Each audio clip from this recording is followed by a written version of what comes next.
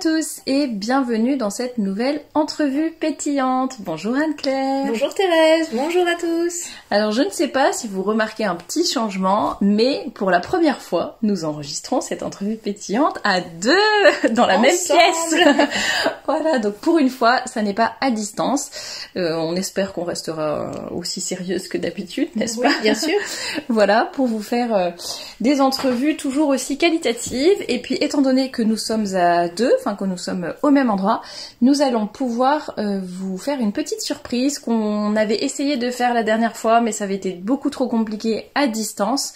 Et donc là, voilà, si vous restez jusqu'au bout de l'entrevue, petit bonus. Vous aurez un petit bonus à la fin, bonus totalement gratuit. Mais quand même, on vous demande d'écouter cette passionnante entrevue pétillante avant, parce qu'aujourd'hui, on va vous parler d'un sujet important.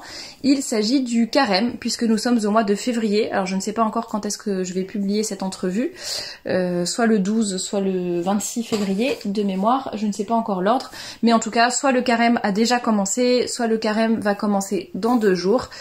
Puisque le carême commence cette année le 14 février, mercredi 14 février. Et donc il est temps de penser déjà aux résolutions, à ce que nous allons faire, etc. Mais on pense souvent que carême c'est synonyme de déprime, de tristesse, de dépression, de sévérité, de choses vraiment pas drôles du tout. Et donc aujourd'hui avec Anne-Claire, on voulait vous parler de ce que pouvait être un carême pétillant. Voilà, à notre image, n'est-ce pas? Alors peut-être tu peux reparler de la parole de l'évangile que justement qui nous incite à avoir un carême pétillant et pas un carême dépressif. Exactement, et où il faut plutôt se parfumer plutôt que de montrer un triste visage et de montrer tous les efforts, tout le poids des efforts qu'on a.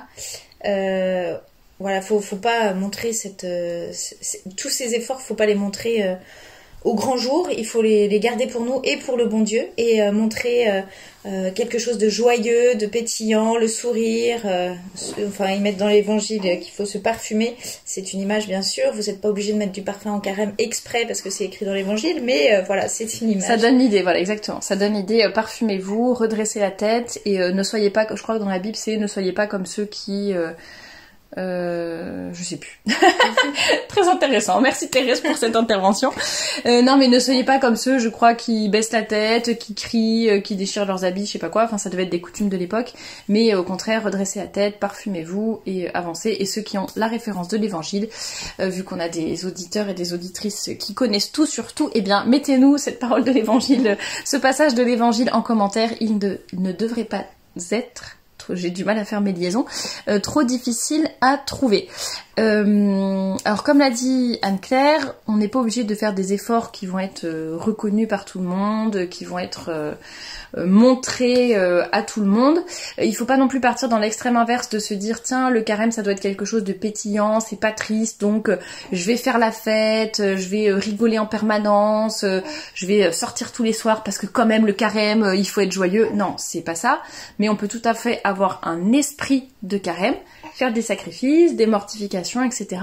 Mais que ça reste joyeux, qu'on garde le sourire, qu'on garde l'amabilité et qu'on ne soit pas un rabat-joie qui soit en train de rabat-joie, c'est ça, d'enlever la joie des autres et de vouloir diriger et guider les efforts des autres. C'est-à-dire, non mais toi tu devrais pas faire ça en fait, parce que c'est le carême. Donc en carême, je dis n'importe quoi, en carême on va pas lire de livres, on lit pas des romans en carême, ça se fait pas. En carême c'est que des lectures spirituelles. Bah non, parce que vous voyez, ça dépend des gens. Il y en a qui ne lisent jamais et leur effort ça va être justement de lire davantage et d'être moins devant leur écran par exemple. Et il y en a d'autres au contraire qui lisent énormément tout au long de l'année et donc ils choisissent comme effort de ne lire que des livres spirituels pour faire un petit sacrifice volontaire, même si c'est pas forcément mauvais de lire des romans, hein, s'ils sont moraux, mais chacun aura son effort selon ce qui lui est propre en fait.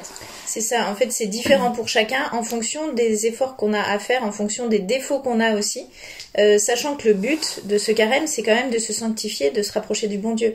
Donc il faut voir les points qui pour nous sont difficiles, les vertus qui sont difficiles pour nous d'avoir et d'essayer de les acquérir pendant ce carême, d'essayer de nous élever en fait par les efforts, déjà bien pointer du doigt nos défauts et savoir comment faire, voilà, le trouver et savoir comment faire pour avancer dans les vertus qui dont on a besoin. Aux défauts. Ouais. Et justement, l'Église est une bonne mère, puisque l'Église sait qu'on est des êtres humains, qu'on a tous nos défauts, nos difficultés, que faire un effort, par définition, c'est difficile. Et l'Église permet qu'il y ait cette période particulière. Alors, ça ne veut pas dire qu'on fait des efforts que en carême et que le reste de l'année, on fait ce qu'on veut. Mais en tout cas, l'Église nous donne une période spécifique de 40 jours pour nous préparer à Pâques. Une période vraiment spécifique pour nous donner un certain élan, et l'Église sait que le fait d'avoir vraiment une période un peu limitée, comme ça, ciblée, ça va nous aider à faire des efforts peut-être plus facilement que si on se disait « Oh là là, toute ma vie, je vais devoir faire ci, devoir faire ça ». Là, on a vraiment des grâces spéciales, un élan spécial. Il y a aussi la communauté des saints qui fait que, voilà, on est un peu tous ensemble là-dedans, et ça nous aide à vraiment progresser de façon exponentielle, et puis après, on peut garder nos efforts, même après le carême, si c'est des bons efforts, des bonnes habitudes. Alors, je vais peut-être commencer à parler juste rapidement, comme l'a dit Anne-Claire, c'est spécifique pour chacun, le carême, dans le sens où on a des efforts à faire selon notre personnalité, selon peut-être ce que va dire notre confesseur, notre directeur spirituel, mais il y a quand même des choses communes pour tout le monde, et en fait, ça va surtout être le jeûne et l'abstinence, finalement, du carême. Et donc ça c'est vraiment prescrit par l'Église et obligatoire, et c'est ce qui va être commun pour tous les chrétiens. Alors bien sûr il y a des exceptions, les femmes qui sont enceintes, les personnes qui sont trop âgées, les enfants qui sont trop petits, si vous êtes malade, si vous avez des conditions particulières, ça je vous invite, si vous avez des questions là-dessus, vous demandez à votre confesseur, vous vous renseignez, mais globalement c'est ça qui va être obligatoire. Bon, après c'est comme d'habitude, la messe le dimanche, il y aura la communion dans la période pascale aussi. Mais après voilà, ça reste spécifique à chacun, même s'il y a sûrement des traditions, des choses qu'on fait un peu tous, mais globalement c'est surtout ça qui est obligatoire, on va dire. Et après c'est chacun qui fait selon ses défauts. Alors je sais pas si tu voulais donner des idées un peu de... Non, mais par rapport au jeûne, faut peut-être préciser aussi le jeûne et l'abstinence. Pourquoi jeûner? C'est vrai que quand on jeûne, on fait un effort corporel, on fait un effort qui nous coûte au niveau du corps physique, voilà, et ça nous permet aussi de nous recentrer sur tout ce qui est spirituel, sur l'âme, et on évite de penser justement au corps à ce moment-là pour se recentrer uniquement sur ce qui est de l'âme, quoi. Et ça nous entraîne aussi à ce que ça soit l'esprit qui domine la chair, voilà. et qu'on soit pas sans cesse entraîné par non pas que manger soit quelque chose de mauvais, vous l'aurez bien compris, mais ça nous apprend à vraiment que ça soit notre volonté se met en marche pour que ça soit notre intelligence qui soumette notre corps et pas le contraire, et qu'on ne se laisse pas entraîner tout le temps par nos passions, nos envies, voilà, toutes les choses humaines, on va dire naturelles, mais qu'il faut dompter, et que ça soit notre intelligence qui prenne le relais. Je sais pas si tu as des idées de... On parlait du jeûne, donc on parle souvent en carême de se priver de certaines nourritures, d'éviter de manger du chocolat si on est fan de chocolat, d'éviter les bonbons, les friandises. Après, pour certaines personnes, c'est pas forcément la nourriture, parce qu'il y en a qui sont pas forcément gourmands et tout. Il faut vraiment faire attention à faire un effort qui est en fonction de nos défauts, et quelque chose qui nous coûte, mais pour s'élever, pour avancer. Donc ça peut être, comme tu disais, la lecture, ça peut être des efforts positifs dans le sens, ce n'est pas se priver de quelque chose, là on parlait de se priver de quelque chose qui nous coûtait, mais ça peut être aussi des choses à faire en plus qu'on n'avait pas eu l'idée de faire. Par exemple, visiter les malades, sortir un peu plus de son confort personnel, aider une maman malade ou qui a des enfants qui a besoin d'aide, ça peut être... Visiter une personne âgée dans votre entourage ou dans votre voisinage, voilà. Se dire tiens, voilà. C'est pas forcément se priver comme effort, comme dit Anne-Claire, c'est aussi donner plus de temps à la paroisse, ça peut être plein de choses. Et pour vos efforts en général, enfin pour ce qui est des efforts de se priver, je pense qu'un bon moyen de savoir si c'est un bon effort pour vous, si c'est vraiment un sacrifice, c'est tout simplement si ça va vous coûter en fait. Donc vous pouvez vous inspirer, ça c'est génial, de s'inspirer des efforts à droite à gauche. On en voit souvent passer sur les réseaux, ou je sais pas, nos frères et sœurs, etc. Ou nos amis à la paroisse, on entend parler, bon, se priver de nourriture, écouter moins de musique, regarder moins les écrans. Je sais pas si vous avez l'habitude de regarder un film tous les soirs, bon bah là on fait un soir sur deux, et puis au fur et à mesure du carême on peut rajouter d'autres efforts une fois que les bonnes habitudes sont prises, mais ça dépend de vous. Vous pouvez voir avec votre confesseur, voir un peu quel est votre défaut dominant, ce qu'il faut surtout travailler. Et si vous voyez que les efforts ne vous coûtent pas beaucoup, soit c'est que vous pouvez en ajouter d'autres, tout simplement. C'est-à-dire que c'est vraiment un effort pour vous, je vais dire n'importe quoi, ne pas manger de chocolat, ça va être difficile, mais en fait, finalement, vous l'avez décidé, vous avez la volonté, vous y arrivez assez bien. Au fur et à mesure du carême, finalement, ça devient presque... Bon, vous en mangeriez bien, mais en vrai, vous arrivez bien à vous en passer. Bon bah pourquoi pas ajouter autre chose. Et si au contraire, vous voyez que vous avez un effort qui vous coûte énormément, bah essayez de vous concentrer là-dessus. Ça peut être, oui, écouter moins de musique, je crois que je l'ai déjà dit. On entend beaucoup d'histoires, d'inspiration, c'est vrai que j'en vois beaucoup passer. Moi, je fais toujours un petit peu la même chose parce que c'est par rapport à mon caractère. Ça peut être essayer de ne pas dire de gros mots. Si vous en dites très très souvent, bon, vous faites un peu... vous focalisez là-dessus, bah, n'hésitez pas peut-être en commentaire à nous dire un peu, nous donner des idées d'efforts que vous faites ou que vous connaissez pour le carême, ça inspirera peut-être d'autres personnes. Tout ça pour vous dire que c'est pas forcément des efforts énormes et très pompeux qui vont se voir et qui vont être vraiment... Enfin c'est vrai que de l'extérieur on peut se dire on va juste se priver de lecture ou se forcer à lire un peu plus... Bon, je sais pas si le bon Dieu ça va vraiment lui faire plaisir, mais en fait si vraiment on lui offre et que on fait ça pour sa gloire, pour s'unir à sa passion et nous pour dompter un petit peu notre corps et notre chair, eh bien je pense que ça peut lui plaire même si ça peut paraître petit. Et ça peut être aussi au niveau spirituel, bien faire sa prière du matin par exemple et rester concentré. Ça peut être dire le chapelet si on le dit pas tous les jours, par exemple si on n'a pas pris cette habitude, essayer au moins en carême de prendre cette habitude pour que ça soit plus simple après, une fois qu'on l'a prise pendant le carême, de la prendre, de continuer à avoir cette habitude là plus tard.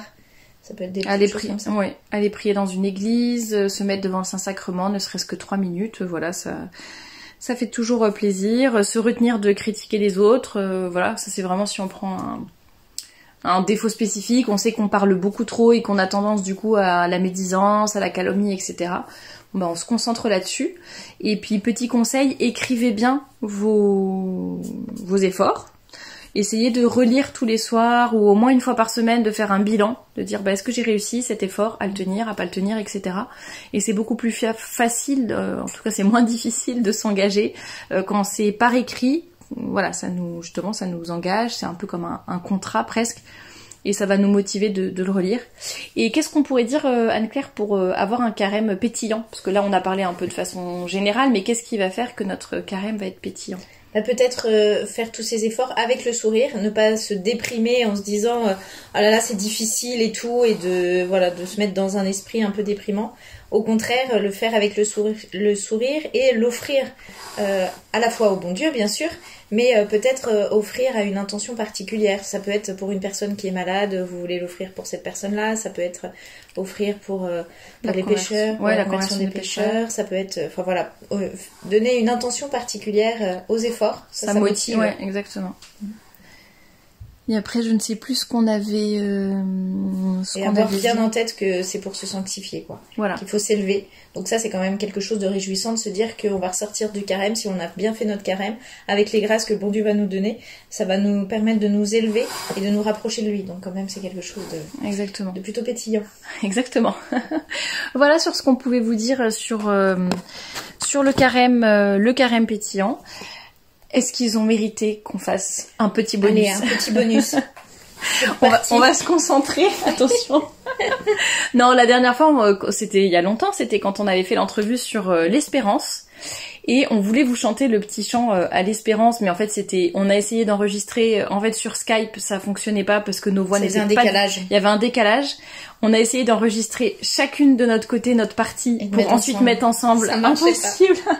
Donc on s'est dit tant pis, c'est trop compliqué. Mais maintenant que nous sommes physiquement dans la même pièce, nous allons pouvoir... C'était notre résolution d'ailleurs.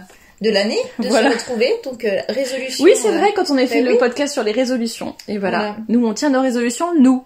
Tu sais, provocante. Bon, en tout cas, on vous souhaite un carême pétillant qui vous rapproche du bon Dieu.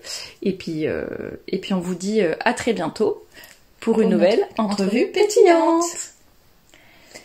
Le front penché sur la terre, j'allais seul et soucieux, quand j'entendis la voix claire d'un petit oiseau joyeux.